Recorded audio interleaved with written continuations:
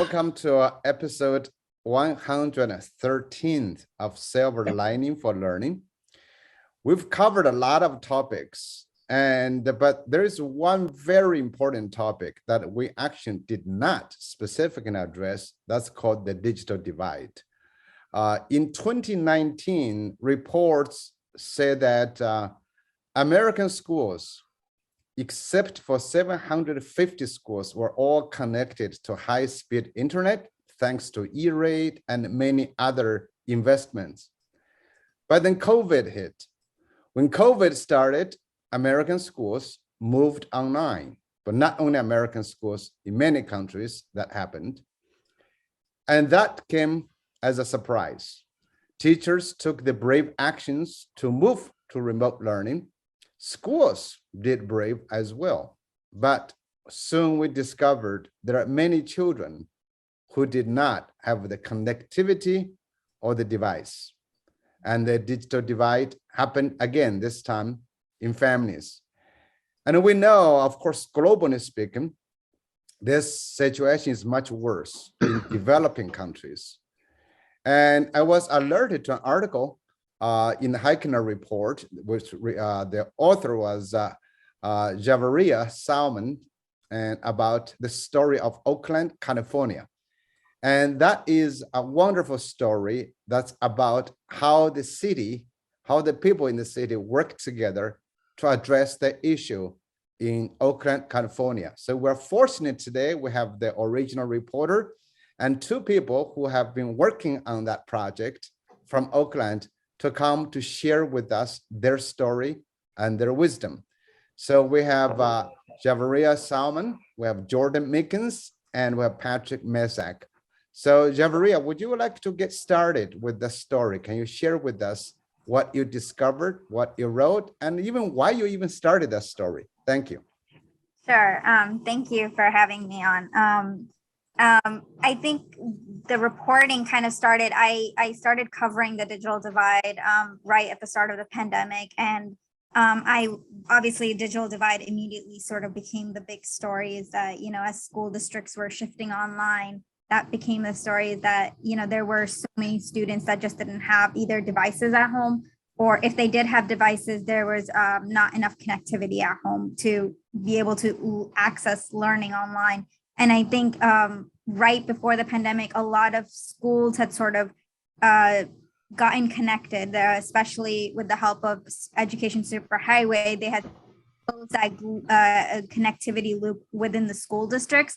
But now, as that loop sort of closed in schools, when learning shifted online and at home, what they discovered is that there was a huge portion of American students that just didn't have connectivity at home. And we were not just talking about rural students, we were talking about in urban cities, and we were talking, just generally across the United States. There was that sort of myth that this used to be just a rural problem, but what they discovered during the pandemic was it wasn't something just that impacted rural students, but it impacted almost every student. And I had been doing some reporting. Initially, I had sort of learned about a study out of Ector County in Odessa, Texas, and they were doing a school district out there. It was a rural school district. They had sort of started a commission to study with in a collaboration with COSIN to sort of look at home connectivity in their area. And so that was sort of the first sort of inkling that I had, like they were looking at public-private partnership model.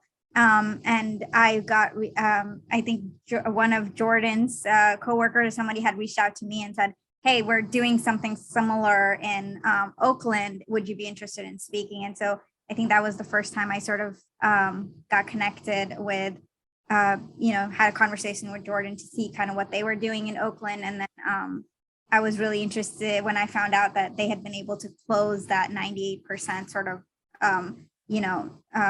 student connectivity loop. And so I reached out there, and I was there for about a week talking to families, talking to students and educators, and a lot of people that worked on the initiative, just to see kind of what it takes to a model like this, a public-private partnership model, and why it was so important to close it, especially during the pandemic.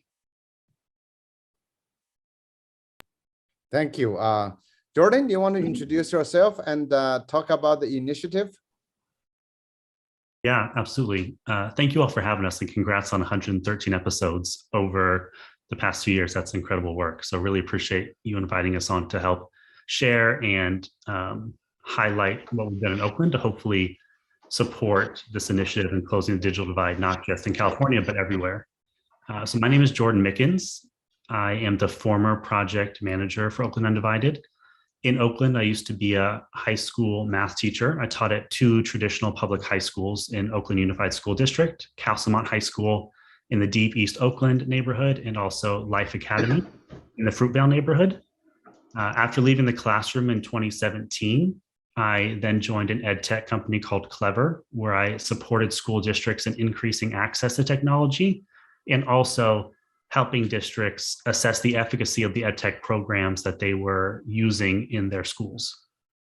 And then in 2020, when the pandemic hit, there was this incredible opportunity in the city of Oakland, in the mayor's office. An initiative was launched by the mayor called Oakland Undivided to help address this digital divide that Javeria just laid out for us.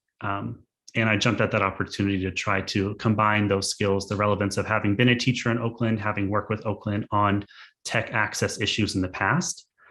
And we then started an equity-based collective impact initiative called Oakland Undivided. And that really sought to bring together, and Patrick lays this out really well, the elected officials in the city of Oakland itself, the school district, trusted anchor institutions, and also the community-based organizations that have been so vital to the success of the program. Those initial anchor institutions, there were 5 of us. It was the city of Oakland and the Oakland Mayor's Office, Oakland Unified School District, Tech Exchange, which was a local nonprofit that specialized in culturally competent tech support. There was the Oakland Public Education Fund, who served as our fiscal sponsor. And then lastly, Oakland Promise, which is a cradle to career nonprofit in Oakland as well. And in terms of the program structure, in addition to having those anchor institutions and that collective impact model, it really started as a committee and subcommittee based initiative. So we had a community engagement team, a devices and operations team that looked at how do we actually procure devices and get those out to folks. We had a policy team thinking about long-term implications of the digital divide and how to solve it. There was a fundraising team, a communications team, and also a broadband and infrastructure team to really think about long-term. And just to take one step back again, the idea for Oakland Undivided, the whole goal of the initiative was to ensure during the pandemic that every public school student in Oakland in need had access to a device, a stable and strong internet connection, and also culturally competent tech support. And we considered that phase 1 of the project, really responding to that need that we found out was so great, even greater than what we expected. Based on other data and things like the American Community Surveys data, we thought it was going to be roughly 50% at most of students would be dis or underconnected.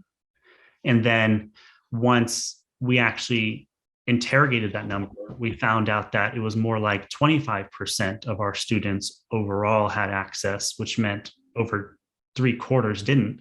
And when we thought about our students from low-income backgrounds, especially, which was really important to us to disaggregate, we found that at the start of the pandemic, only 12% of students from low-income background had access to all 3 of those things. Thank you, Jordan. I know it's a very tough situation. And that's why when I was reading the report, I said, God, this is amazing. And there are some questions we'll ask you. Before Patrick, it looks like Punya has a question. Go ahead.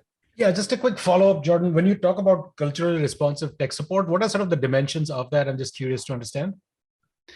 Yeah, it's a great question. I really appreciate that, because at the start of our initiative, especially, we really considered this organization, Tech Exchange, as kind of our secret sauce, right? We talk about this 3-legged stool of the device, internet, and culturally competent tech support. And without any one of those 3 things, the stool falls over. And so when we're talking about culturally responsive pedagogy or culturally responsive tech support, we're talking about folks from the community fielding and answering calls and holding sessions within the community for the community. That includes making sure that there's languages other than English. There's a ton of languages spoken in Oakland, and making sure that aside from just English and even just Spanish, we have access to folks who can support all of those different languages. And the other thing that means is also having those folks from the community, people that are already known to folks who go to the district, people who graduated from Oakland Unified School District, answering those calls, inviting people in, letting them know that, hey, this is an issue that all folks across the city and across the country and across the world are dealing with. Let us support you in getting connected with that. Awesome. Thank you so much. Jordan. Thank you, Jordan. Patrick, can you just give a brief introduction of yourself and what you are doing now, since what are you thinking?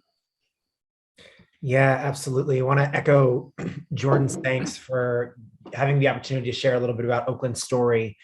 I think there's a lot of lessons to glean that hopefully can inform practice across the country. My name is Patrick Messick. I am currently the project director for Oakland Undivided, but at my core, I am an educator. For the last 10 years, I've worked in Title I schools as a teacher, administrator, and nonprofit director. And I was school-based. I was working at Life Academy in East Oakland when the pandemic hit, and over the intercom, they said, within 4 hours, the building needs to be empty. And I think we knew that the pandemic was already here. The pandemic hit East Oakland early.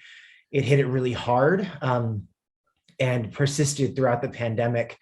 So it wasn't necessarily a surprise. I think it was a surprise that we had 4 hours to get the building. And in that 4 hours, I remember all the teachers rushing into the copy room, and the copy machine broke because everyone was trying to run off as many copies of packets. How are we going to teach for 2 weeks? And there was an idea that maybe learning could go online, but as most Title I educators can tell you, despite knowing the promise of blended learning and ed tech that we employ in the classroom, very rarely do we ever bridge that to home practice, because if even 20% of your students don't have the tools at home to access that learning, you're creating an equity issue. It's an equity issue in and of itself, but you're exacerbating it by reinforcing learning that some students wouldn't be able to access at home. It wasn't until we did that initial round of tech check surveys, one of the most comprehensive surveys I think launched across the country. And one of the reasons I think schools are so uniquely suited to combat the digital divide, administering the survey to students. And we started gathering information about students' home access, that we learned it wasn't 20% of students who didn't have access. It was like around 20% of students who did have access. And we spent the better part of the next 4 weeks just trying to locate students. And it wasn't until that first pallet of Oakland Undivided devices arrived at our school that it felt like we had a fighting chance to reconnect and rebuild the communities that we had built on campus, but build it virtually. It was when I learned that that they were looking for more leadership within the initiative that I jumped at the opportunity. I was originally a public policy major at Duke, but I had seen that so many people writing ed policy actually had no experience in the classroom. And I thought this initiative is near and dear to my heart. I had at that point taken tens of devices and delivered them home to students, and seen the way that transformed the learning in my classroom, that I jumped at the opportunity to be part of this initiative. Jordan did a remarkable job shepherding Oakland through the emergency response phase, really taking Tech Exchange's model and scaling it at record pace to make sure that we can meet the needs of 50,000 public school students. And my charge as we enter what we call phase 2, Oakland Undivided Forever, is thinking about how do we move from urgent stopgap solutions to sustainable structural change, where the work of policy becomes increasingly important, as the digital divide is no longer in many policymakers' mind kind of the issue of now.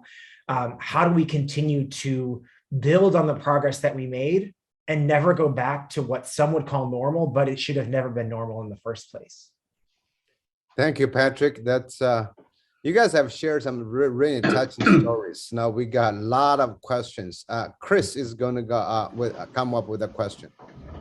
Well, I remember vividly the weeks after the pandemic started and the terrible unprofessional decisions that many districts made. I remember the Philadelphia district declaring that it couldn't guarantee to reach all students, so it wasn't going to teach any students. They didn't want to exacerbate the divide, so they weren't going to teach any students. I found myself wondering if physicians had announced the same thing. Well, we can't reach all our patients, so we're not going to treat any of them.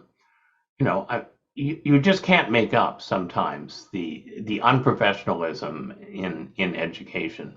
So this is really a lighthouse in terms of such a good response to the situation. And as you were talking, you listed 5 or 6 different partners that together formed the system that pulled this off. And I wondered, did all of those partners exist before the pandemic? Was this kind of an issue on the table before the pandemic, and then the pandemic really raised the stakes? Or did some of these partners have to be sort of created from scratch in the pandemic in order to give you what you needed? Any one of you guys? I can jump in to start, and then Patrick and Javeria, from what you've learned, please both add in as well. To answer your question straightforward, the 5 partner organizations that launched Oakland Undivided had existed prior to the initiative.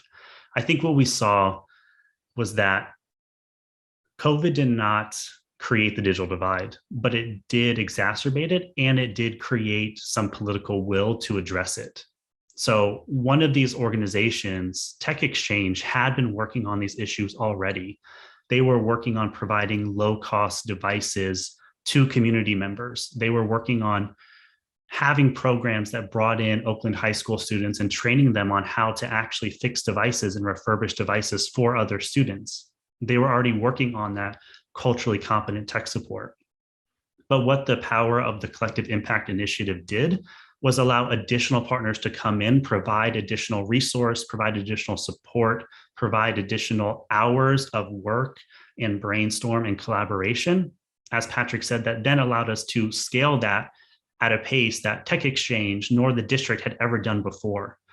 One thing that the mayor said when the pandemic started, which has always stuck with me, the mayor of Oakland, was that it's really hard to build relationships in times of crisis. And so it's incredibly important that as you work in a city, you continue to build those relationships across all the different community members, community organizations, public and private entities that already exist. That way, when crisis does happen, you can convene really quickly and launch this initiative. There was probably only about 4 weeks between when schools shut down and the mayor launched Oakland Undivided, and we had over $12 million raised to actually procure 30,000 computers, 15,000 hotspots to start to get out to students. And the only way we could do it that quickly was because of those relationships that had been built prior to COVID coming in and exacerbating the divide. Thank you, Jordan. Javeria or Patrick, you have anything to add to that? No, I think Jordan pretty much covered what I found in my reporting as well.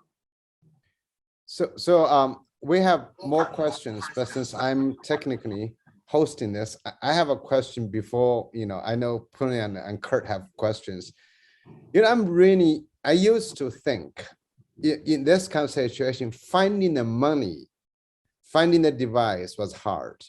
But actually from your reporting, I discovered finding the recipient is hard, can be hard. Finding who should have that, who can have that.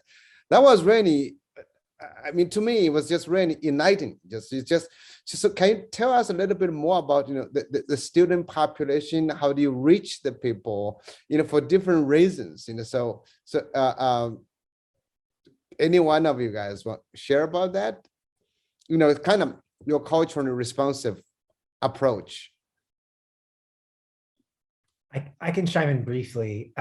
So as a teacher at this time, I can tell you that there was a lot of fear, a lot of uncertainty. But just like Jordan talked about the importance of building relationships before the pandemic begins, that metaphor, if you want to build your parachute before you jump out the plane. something remarkable about Oakland is it's an incredibly relational place. And I learned very on in my teaching tenure in Oakland that students, they need to know that you care until they care what you know. And from the first week of school, we were doing home visits. We had set up mutual aid. We had done a lot of, we have like an advisory structure in many of the schools where, you know, the first 30 minutes of the day is just about building community and building trust. And parents had my phone number. They knew who I was, and they always picked up my call. Sometimes they went with, uh-oh, what happened now? But they always picked up that call. And when the pandemic hit and it was time to really identify that need, I could ask a family, do you have internet at home? Are you relying on a hotspot? Are you relying on your cell phone?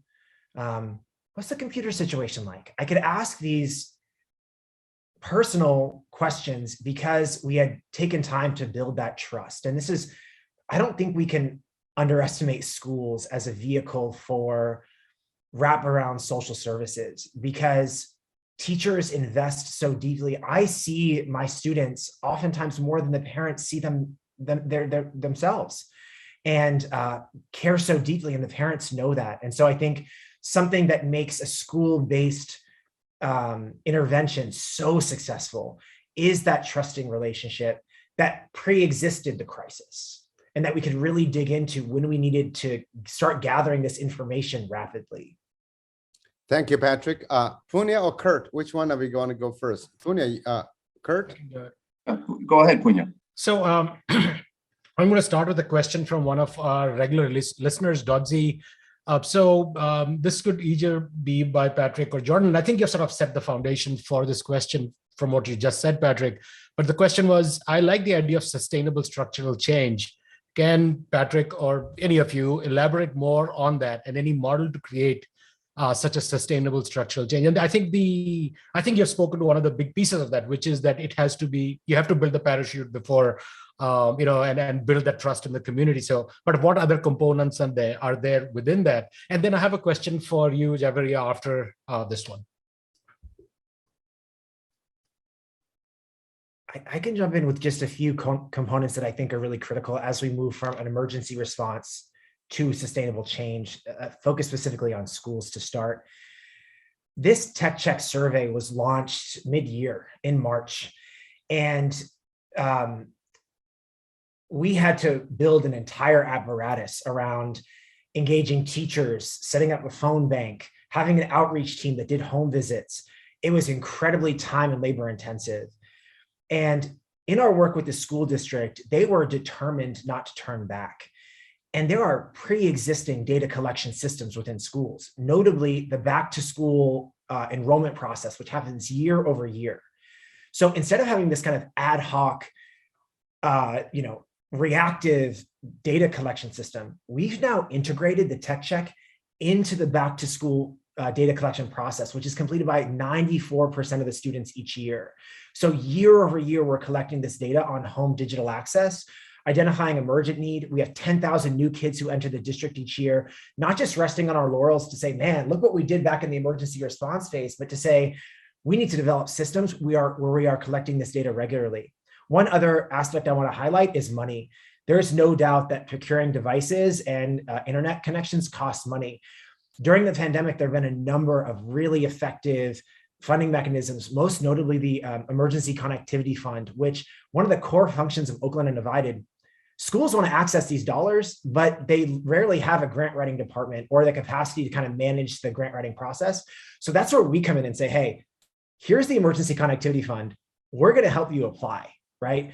We're going to help you identify your need, procure your devices, develop systems around fulfillment, repair. We got you. Do you trust us? You trust us? All right. And in this third round of Emergency Connectivity Fund, we are looking at securing almost $10 million this year to continue the devices.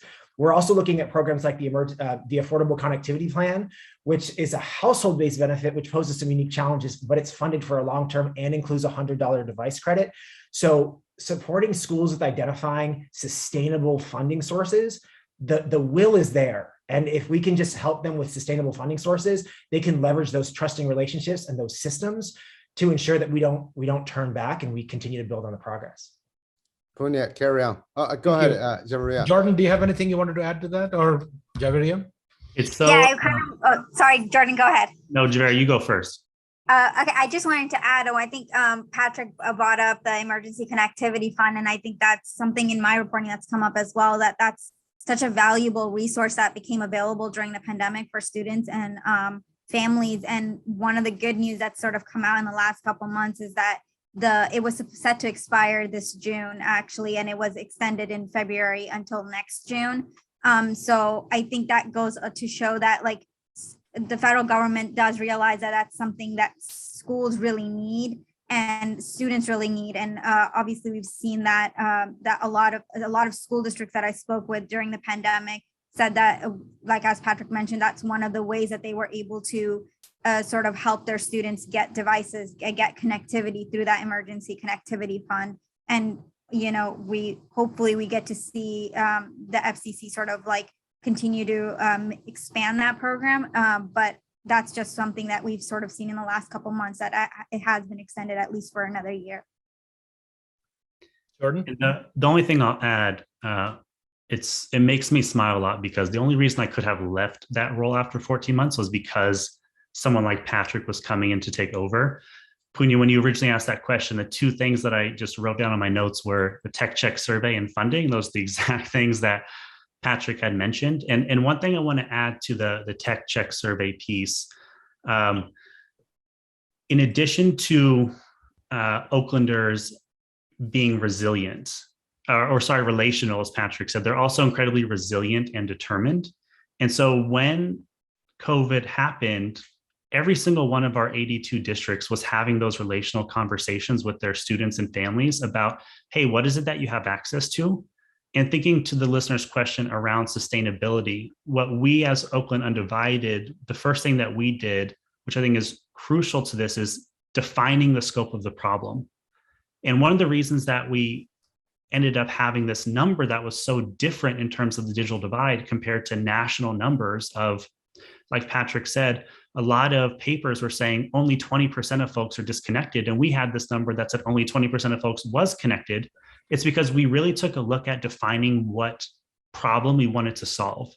And so we had a couple different metrics for success compared to the way that others were measuring this problem. Specifically, we wanted every student, not every household, to have access to that personal owned device and a stable internet connection that could support all family members being on at the same time.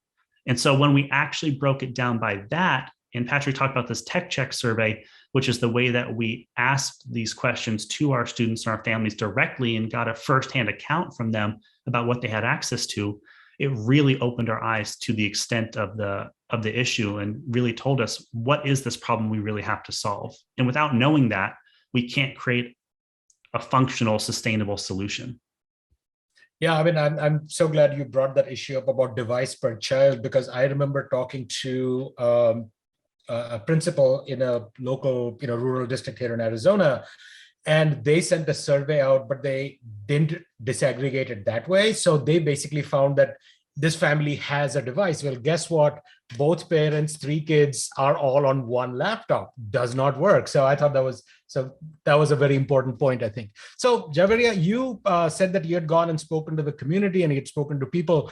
And I think some of these things come to life when we hear a story or two. So are there any sort of anecdotes or stories that you think can sort of highlight how this transformed or changed how students learned during the pandemic? Yeah, I think as some of the conversation was happening, I was thinking of 2 stories specifically that of a family that I got a chance to speak with. One was this mom who I spoke with, who was she had 4 kids. She has 4 kids in the Oakland school district, in the school public schools, and she when I was in Oakland last May, that was like she had just received an Oakland Undivided device for her kids, and she was like, a year has gone by, and then she finally got this device, and she was saying some of the same, she's had some of the same issues, that she has 4 kids. they were relying on 2 lone devices, and they had hotspots which were spotty, and she was in an apartment building that didn't have great connectivity. And so getting that device, I just remember her saying she was so excited, and that she called up who was I think Keita Brown was she was a parent coordinator for Oakland Undivided, and she reached out to her and was like just ecstatic that her kids finally had it, because she said, like, Jordan mentioned, that it wasn't just for kids as well, but for her as a mother to kind of also have the opportunity to use that device to apply for jobs, and for a lot of, whether it was getting help from community resources, she was able to access that through a laptop, because it wasn't just a loaned laptop.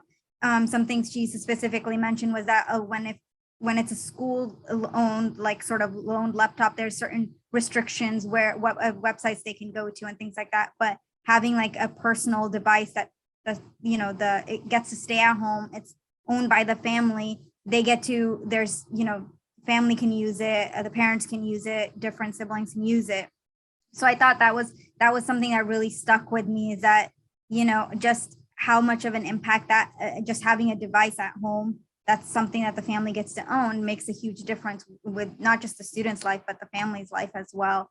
And I think the other story that I really related to tech exchanges, I spent some time with the tech exchange employees, not just within their warehouse, but also some time in their office that's like right in the center of Oakland. And almost all we got there very early in the morning. Jordan, I think you were there with me. It was 10 o'clock in the morning, and they hadn't even opened the doors, but as soon as we walked in, they were all 3 of the coworkers that were there at the time were already like handling phone calls to families. And one of the things that's still really stuck out to me as a reporter, because I had been covering the digital divide in other places, is that the culturally competent tech support that we were talking about, that how much of a difference that makes for community members when you can reach the community in the language that they speak, and from somebody who's trusted within the community, right? That makes a huge difference, because a lot of the employees that work at Tech Exchange had graduated from from Oakland schools, or they were members of the community, and so they had, they knew their community members. And the community members felt safe coming to them, especially one of the employees that I spoke with, he himself mentioned that he was a DACA recipient, and that students that were either or families that were undocumented felt safe coming to them, because they knew they trusted these employees and they trusted this community. So I think stories like that really maybe show the success of Oakland Undivided so far, is because of some of these community organizations that really had relationships before the pandemic hit. Thank you. That's a very good, beautiful stories. It's the Kurt. Yeah, I'm really enjoying the show today. And I think maybe less than 10% of the shows that we've had over the past 2+ years have involved people at the early stages of their career and who have already made a huge impact. And really, we're all trying to make an impact in one way, shape, or form. I don't know which ones of you are under 30 still, but you should be nominated for the 30 under 30, or you should have been anyhow, because you've done great things.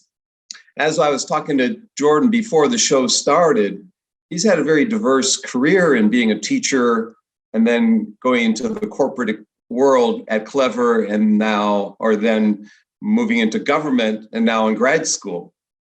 I have 3 questions. I'll ask them all, and I'll let you all answer them in whatever ones you want, or comment on whatever ones you want.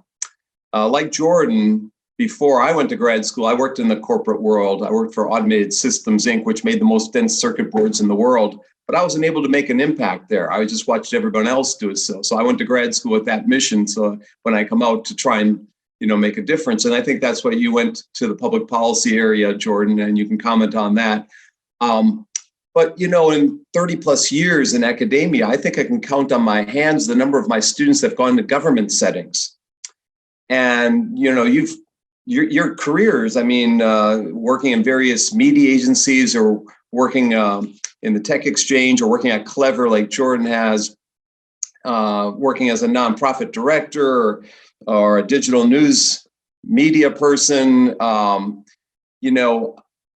in those different sectors, corporate, government, schools, Patrick's got a school background, so does Jordan.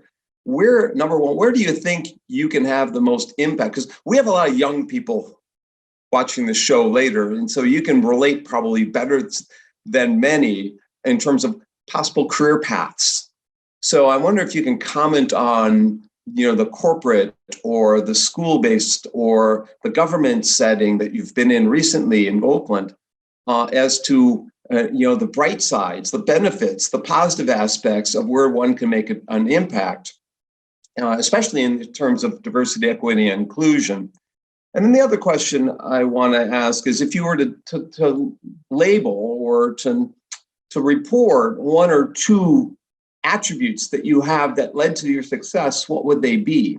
And again, trying to relate to the younger people, because we have a number of grad courses that might assign this podcast for their students to watch, and many students majoring in technology design, educational tech space. And so if you want to comment on any of those things, and maybe since I talked to Jordan, maybe Jordan first, I'm really interested in what your experience at Clever was like and how it maybe led to your career path and the changes that you've had. And maybe some of the people watching this might want to also have a brief corporate experience to widen their visions in their world, have a brief government experience to widen their visions of the world. Go ahead and jump in there, Jordan. Yeah, Kurt, I really appreciate the thoughtful questions there.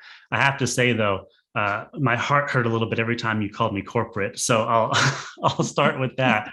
I like to say that Clever is a private company for the public good.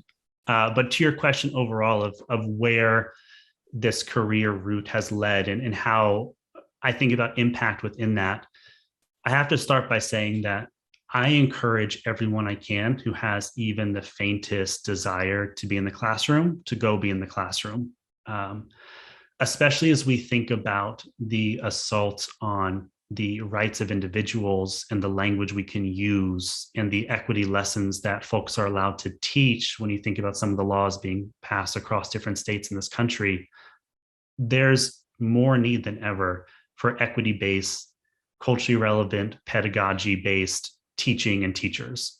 So that's the first thing I'll say. I loved my time in the classroom, and I would love to continue my career thinking like an educator. What I will say, though, is that I quickly learned teaching in Oakland at public schools, there is so much that happens within the four walls of my room. And there's even more that happens that I don't have control of with how my students enter my space in my classroom. And having that realization early in my career as a teacher just showed me that there were other systemic level issues and barriers that my students were facing before they even showed up at 8 a.m. And that quickly led me to think about that question of impact, Kurt, which is, how can I, given my identities, given my place in the space I'm occupying as a white man, especially in a diverse city like Oakland, where can my impact be most felt? And that led me out of the classroom ultimately, but continuing down this route of education. So my first step after the classroom was Clever. And though Clever is a private company, like I said, I call them a private company for the public good. The mission is to make access to technology easier across public schools in America. And I was lucky to join at a time where I was on a smaller team, helping public school districts assess the efficacy of their ed tech programs as well, which was a question that many districts weren't actually even trying to answer. They were spending billions of dollars literally a year across the country on ed tech programs without understanding, are they being used and are they actually having an effect on the way students learn? And even at Clever, one thing I continue to realize in my conversations with district officials, I worked with over 300 public school districts in my time there. There were even concerns that those district officials had that they couldn't impact at their level. And that led me to think at an even broader level of policy. That's what ultimately led me to apply to graduate school, to apply to policy school. And then when the pandemic hit, to jump at that opportunity to join a government organization, to join the city of Oakland and the mayor's office. So for me, when I think about impact, it's really about where, when you do that introspection of who you are, where you come from, the identities you hold, what is that space and place you can occupy to have that impact? And for me, I continue to learn that, given the things I learned from my students and the issues that they were facing, the broader I could go from a systems level, the more impact I felt I could have. Anyone else want to jump in?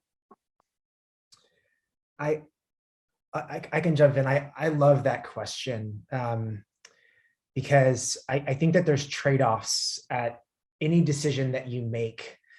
But I would strongly encourage that before you go into any sort of mode of thinking you can solve a problem on behalf of someone else, you need to humble yourself, because I can guarantee you that the population you're looking to serve already knows the solutions.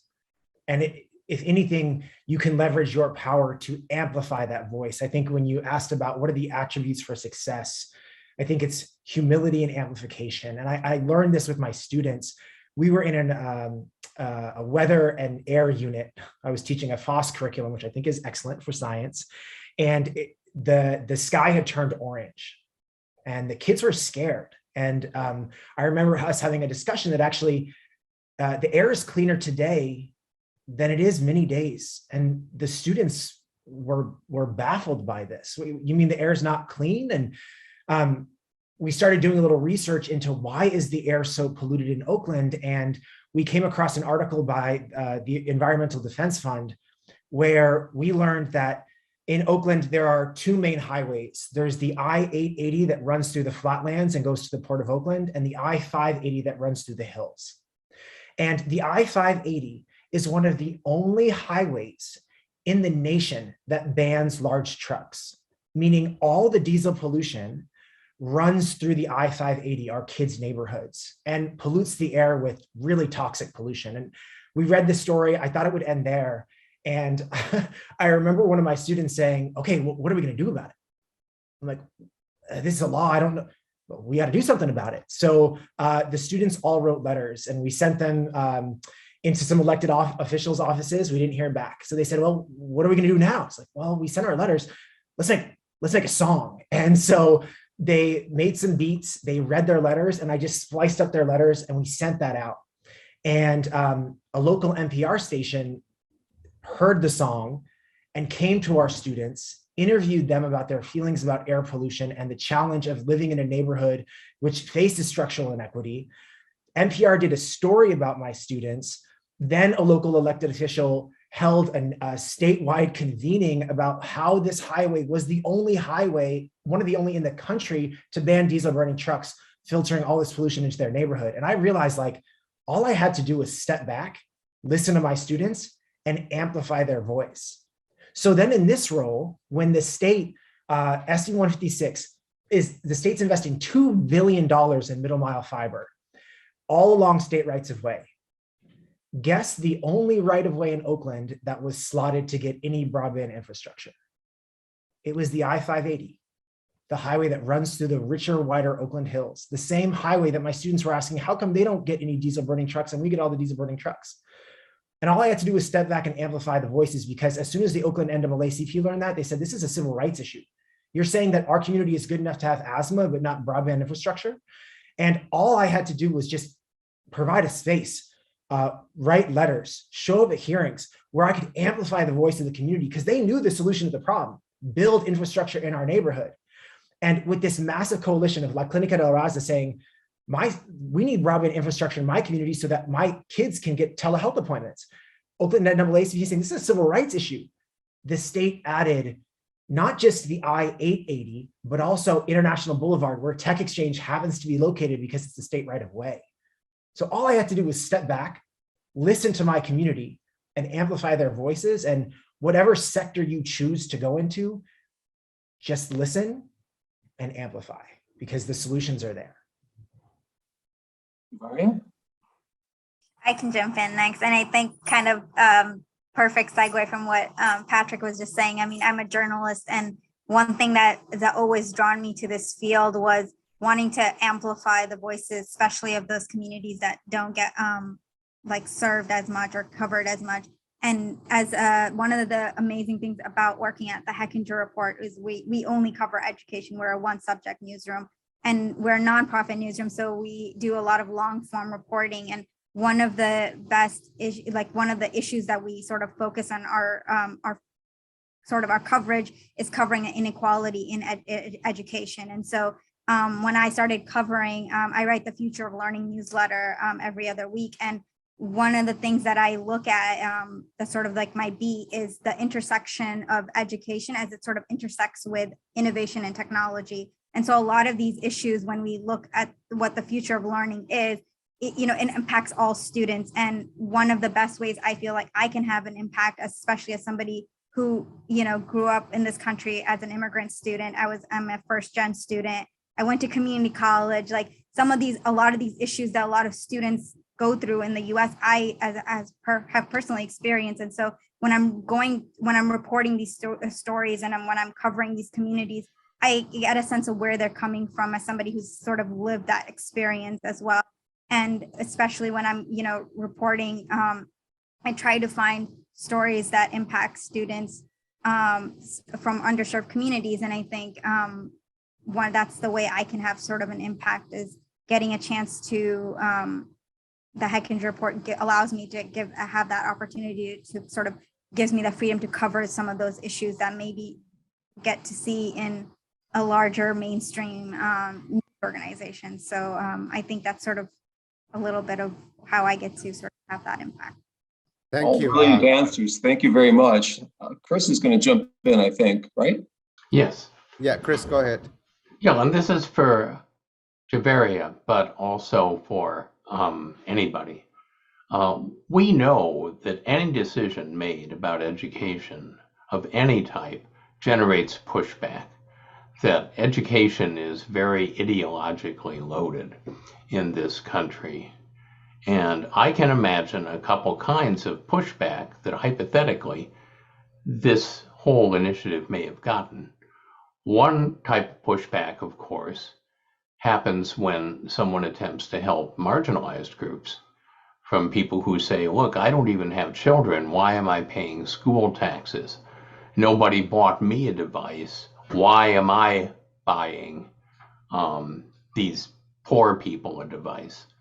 The other kind of feedback, and unfortunately, I see this from many sources within education, including some of my colleagues at Harvard, is to say, well, online learning is just a disaster. It's intrinsically inferior to face-to-face learning.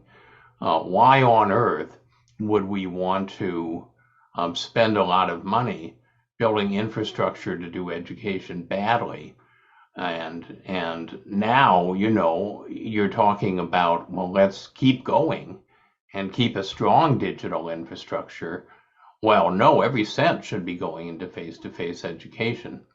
Obviously, I disagree deeply with both of those positions, but I see them in society. And I'm wondering what kinds of pushback, if any, did you get within Oakland or possibly from the state level? And how did you manage that? I feel like that's a question maybe Jordan or Patrick can answer a little bit better. I was only covering, so I covered a little bit of but I don't think in my reporting I saw any as much pushback. It was more of that this should be happening at even a larger scale than it already is. But maybe Patrick and Jordan can answer that question.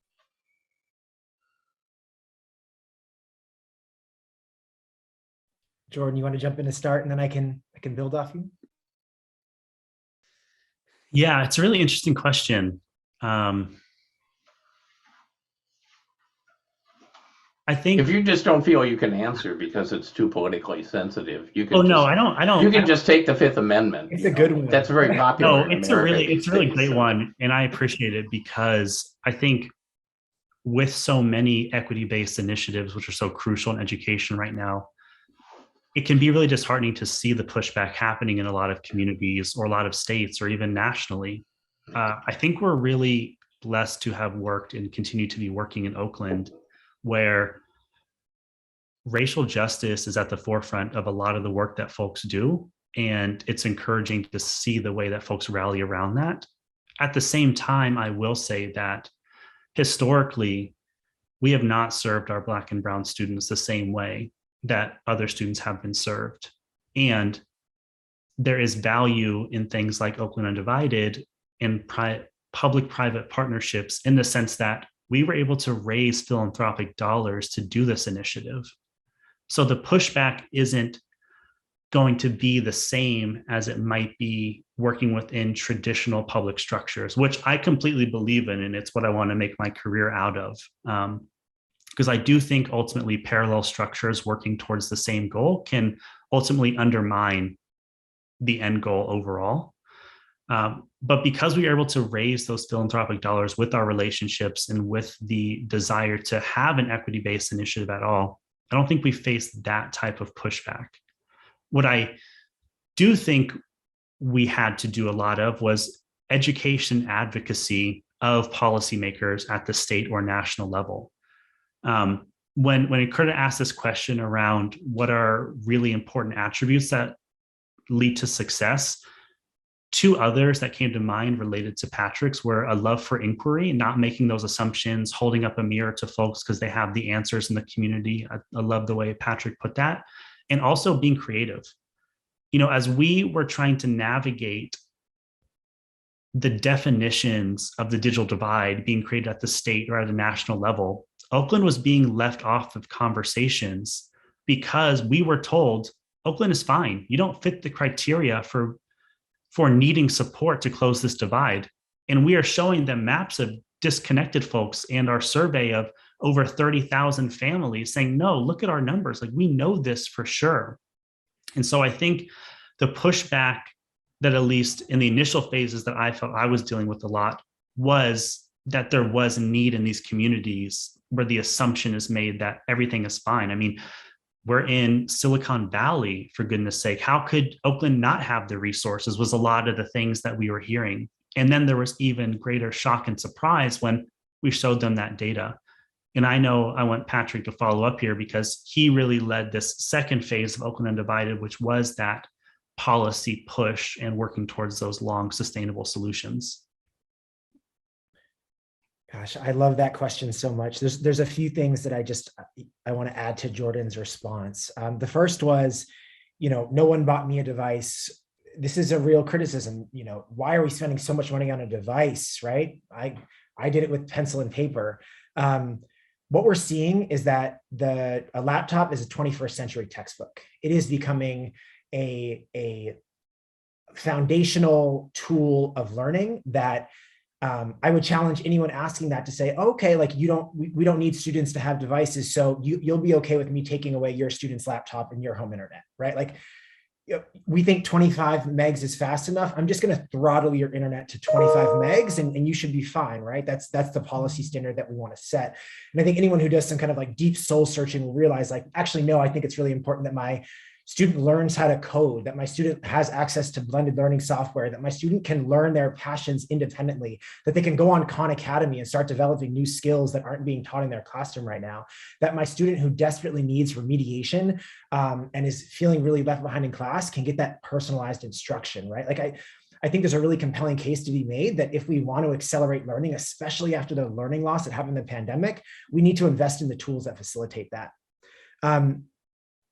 I also think it's a valid point that we know online learning is inferior, and we would never propose that, AI and learning software is going to replace a teacher. There is no replacement for the trusted relationship and wisdom that human beings can build in community with other human beings.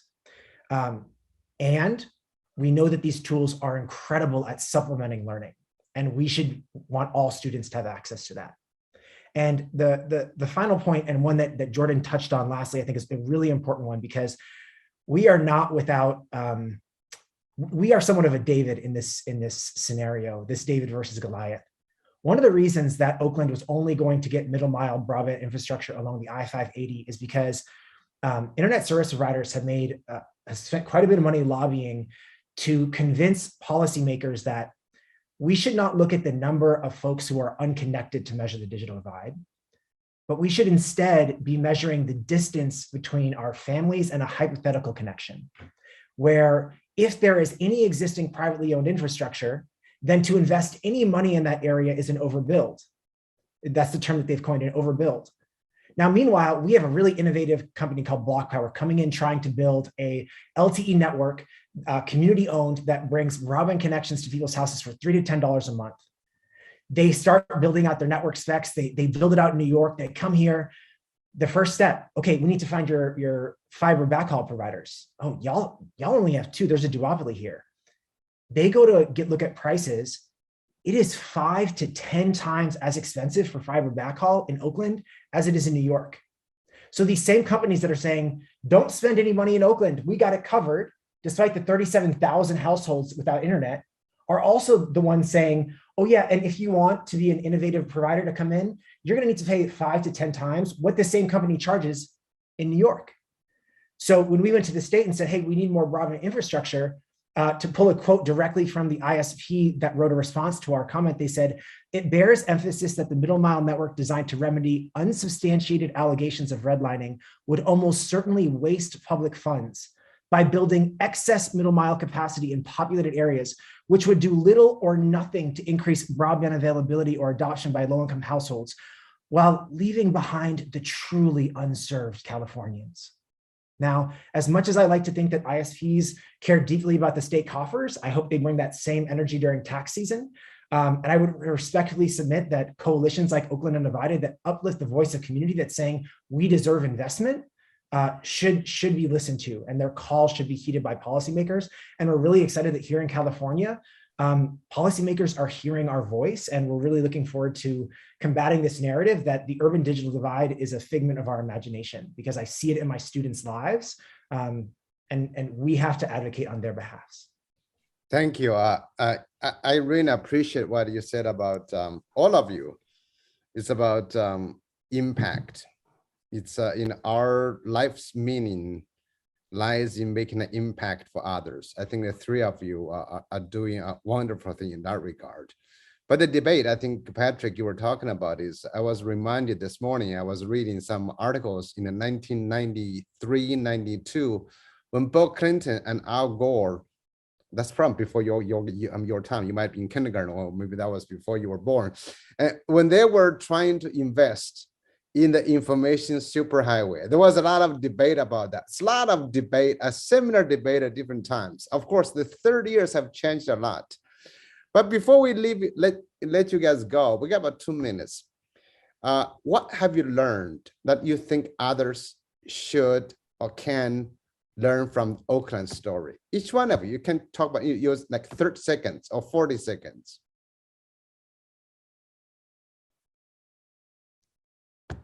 We can start with anyone. Go ahead. I can go first, since I was kind of an outsider to Oakland covering this story. I think through my reporting and spending time in Oakland, one of the things that I learned most, and I'll speak to first just the Oakland Undivided project itself. And it's something that I realized while I was writing the story. Almost every single person that I spoke to for the story somehow had a connection to education.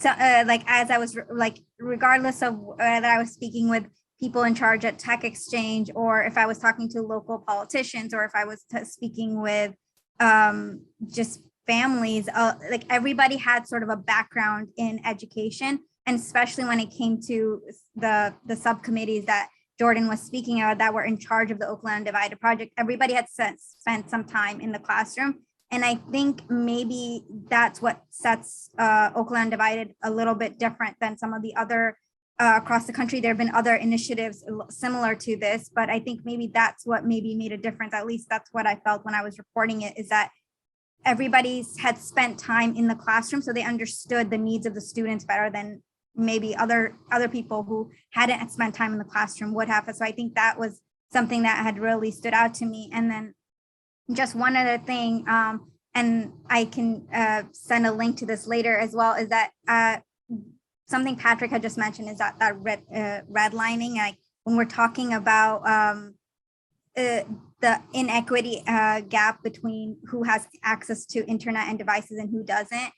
There's this great report that came out earlier this year, and I reported on it as well. It's called Digital Redlining and the Relevance of 20th Century Housing Policy to 21st Century Broadband Access and Education. It's professors out of the University of Florida. They wrote about it, and I can send a link to later too. But one that sort of reporting this story, the Oakland story, and then sort of following up and researching why there's so many differences between who has access and who doesn't. I think that really understanding how digital redlining works and why it is causing so many differences between which communities do have access and which don't, and how that impacts education access.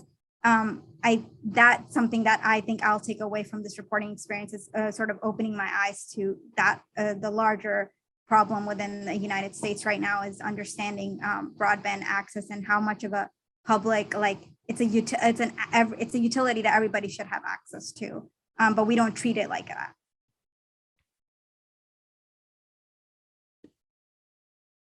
Jordan?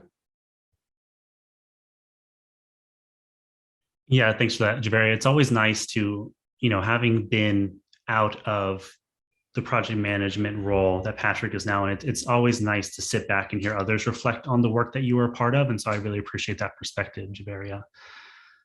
Two things came to mind when you asked about what I learned from this. The first is that the people most impacted should always be at the head of the table.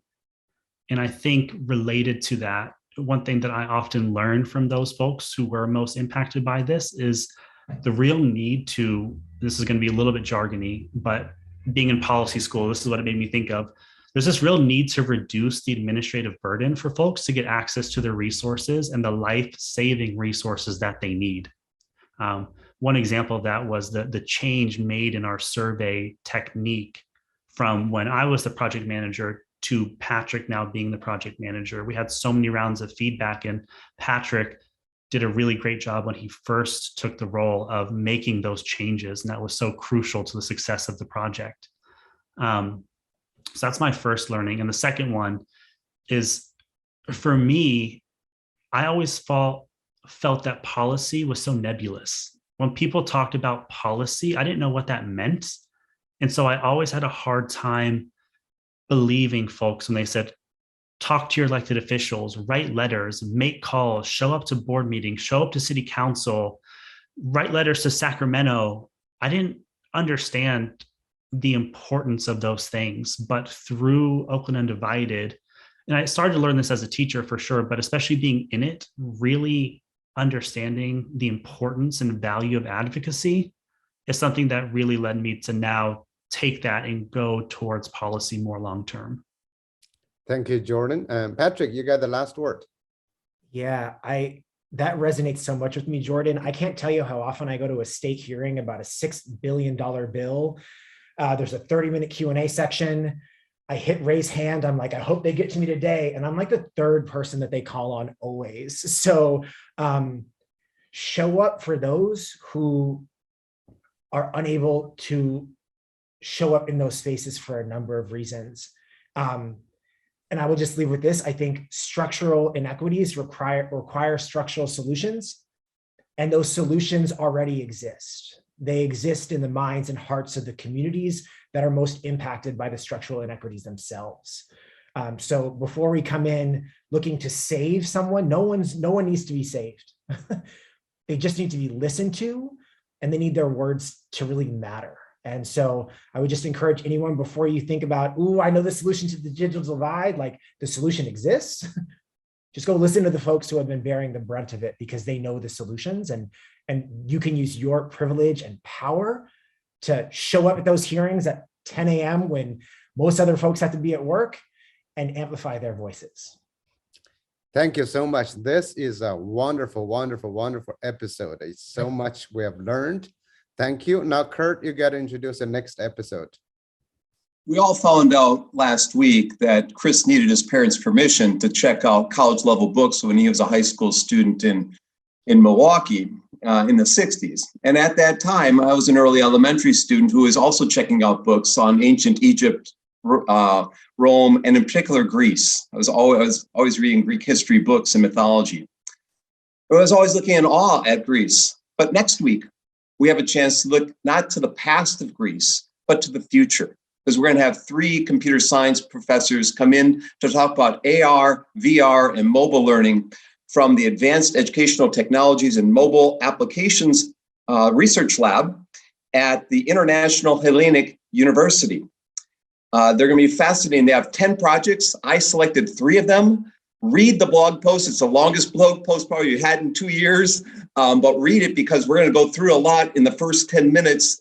They'll summarize 3 projects, one on school VR, one on augmented reality, a free tool for the world, and one on corporate training, augmented reality. So next week's free immersive education for all from Greece to the world. Please join us at 11:30 a.m. Eastern Time.